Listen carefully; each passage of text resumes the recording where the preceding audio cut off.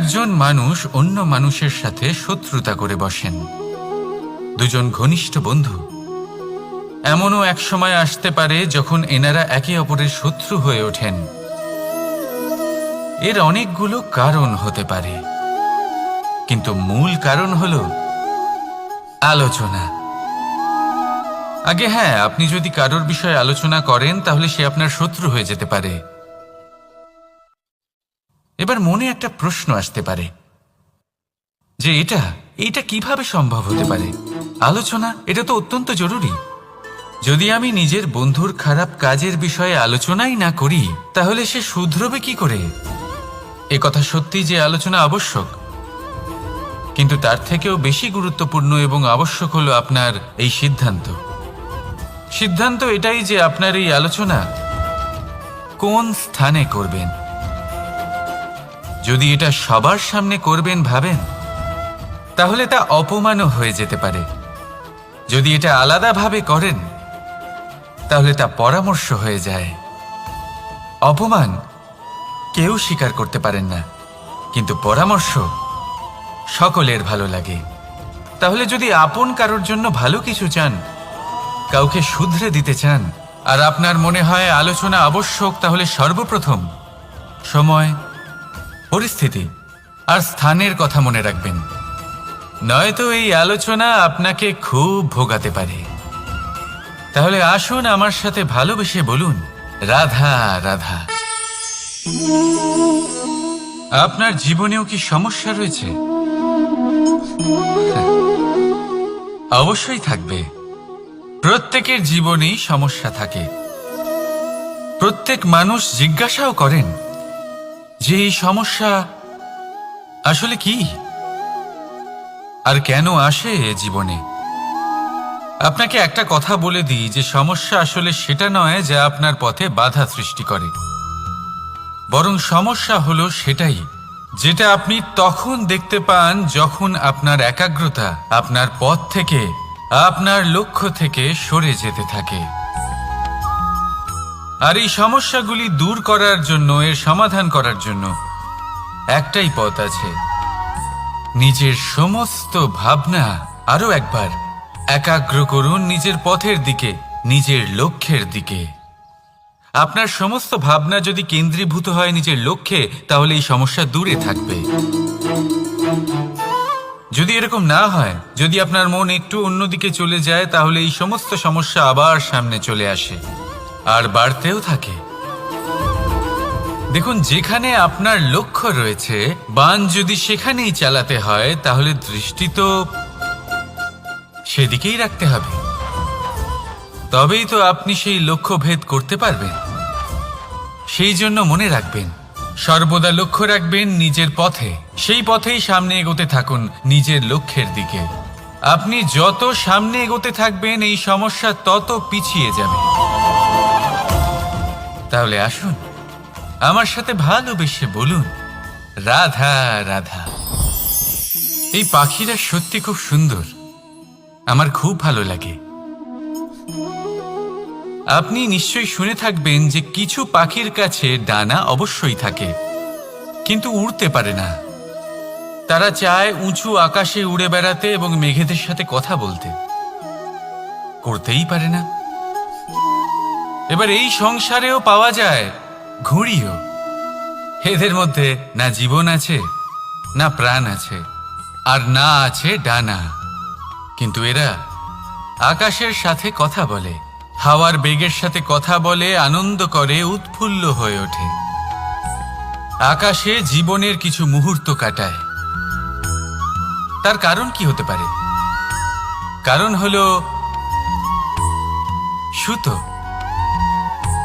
এই সুতো যদি সঠিক হাতে থাকে, তাহলে এই কাগজের তৈরি ঘুড়িও আকাশের উচ্চতায় উড়ে বেড়াতে পারে। এবার এই সুতো আসলে কি? এই সুতো হলো আসলে ভালোবাসা। এই সুতো হলো আসলে বিশ্বাসের। আর এটা আপনি দিয়ে থাকেন তাদের হাতে যাদের আপনি বিশ্বাস করেন, যাদের আপনি নিজের সর্বস্ব দিয়ে দেন। ভেবে দেখুন, এই ভালোবাসা আর বিশ্বাসের সুতো আপনি যদি সঠিক মানুষের হাতে দিয়ে দেন, তাহলে আপনি অনেক উচ্চতায় উঠতে পারবেন, আকাশের উচ্চতায় উড়ে বেড়াতে পারবেন, মেঘের সাথে কথা বলতে পারবেন, পাখিদের মতো উড়তে পারবেন, যা ইচ্ছে তাই করতে পারবেন।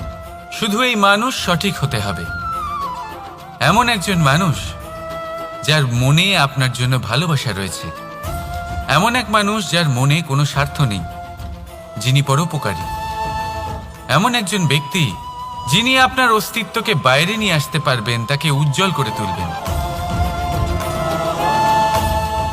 তাহলে ভালোবাসুন, আনন্দ করতে থাকুন, আর এই আনন্দ সহকারে বলুন, রাধা রাধা। আমরা সকলে এমন ব্যক্তির সাথে থাকতে চাই যারা খুব মিষ্টি কথা বলেন, যাদের ব্যবহার আমাদের ভালো লাগে, যারা দেখতে সুন্দর হন, যাদের আমরা পছন্দ করি। আর সবসময় এমন ব্যক্তির থেকে দূরে থাকতে চেষ্টা করি যাদেরকে আমরা পছন্দ করি না, যাদের কথা আমাদের খারাপ লাগে, যাদের কথা একটু কঠোর হয়। আমরা সবসময় চেষ্টা করি এদের থেকে দূরে থাকার, ঠিক কিনা? কিন্তু যদি বাস্তবটা দেখি, তাহলে এই কঠোরতা জীবনে শান্তির প্রলেপ দেয়। ওষুধও একটু কড়াই হয়, কিন্তু এ কি করে? আমাদের সুস্থ করে তোলে।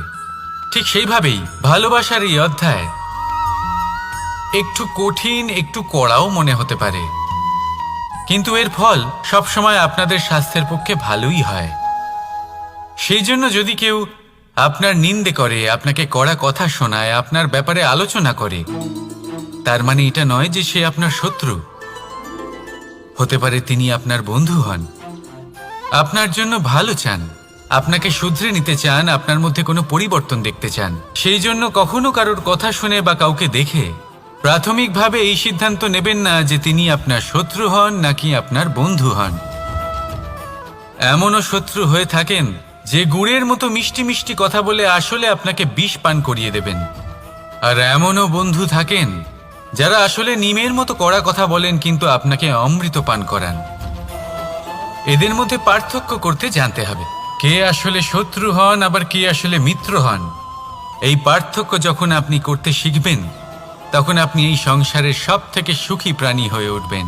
এই পার্থক্য বোঝা সহজ নয়, কিন্তু অবশ্যই আবশ্যক। রাধা রাধা। অসুখ। এমন কোনো মানুষ আছেন এই সংসারে যার অসুখ করে না? প্রত্যেক মানুষ কখনো না কখনো অবশ্যই অসুস্থ হয়েছে, তার এই শরীর রোগের শিকার অবশ্যই হয়েছে। এবারে দেখুন, এই রোগ আসে, আবার এই রোগ চলেও যায়, কিন্তু সেই রোগ আমাদের কষ্ট দিতে কেন সক্ষম হয়? কারণ হলো স্বচ্ছতা। যদি এই স্বচ্ছতা শরীরে না থাকে, তাহলে মানুষকে শারীরিক কষ্ট পেতেই হবে। ঠিক সেইভাবেই অত্যন্ত প্রয়োজনীয় হলো এই স্বচ্ছতা যেন মনেও থাকে। যদি এই স্বচ্ছতা মনে না থাকে, তাহলে মানুষ চারিত্রিকভাবে কষ্ট সহ্য করেন। এবারে নিবারণ কি হতে পারে? বড়ই সহজ এর উপশম। যদি রোগ শরীরে হয়, তাহলে সর্বপ্রথম স্বচ্ছতা বজায় রাখতে শিখুন, এই শরীরকে পরিষ্কার রাখতে শিখুন। বিচক্ষণতার সাথে এই রোগের সম্মুখীন হন, ভয় পাওয়ার কোনো দরকার নেই। ব্যায়াম করতে থাকুন, সব ঠিক হয়ে যাবে। সেইভাবেই যদি এই অসুখ মনে হয়, তাহলে কি করা যায়? সর্বপ্রথম তার আধারের উপরে নজর দিন। আপনার এই আধারই হলো আপনার আহার। যা আপনি আহার করবেন, সেরকমই মানুষ হয়ে উঠবেন। সেইভাবেই আপনি যেরকম ভাবেন, সেরকমই মানুষ হয়ে উঠবেন।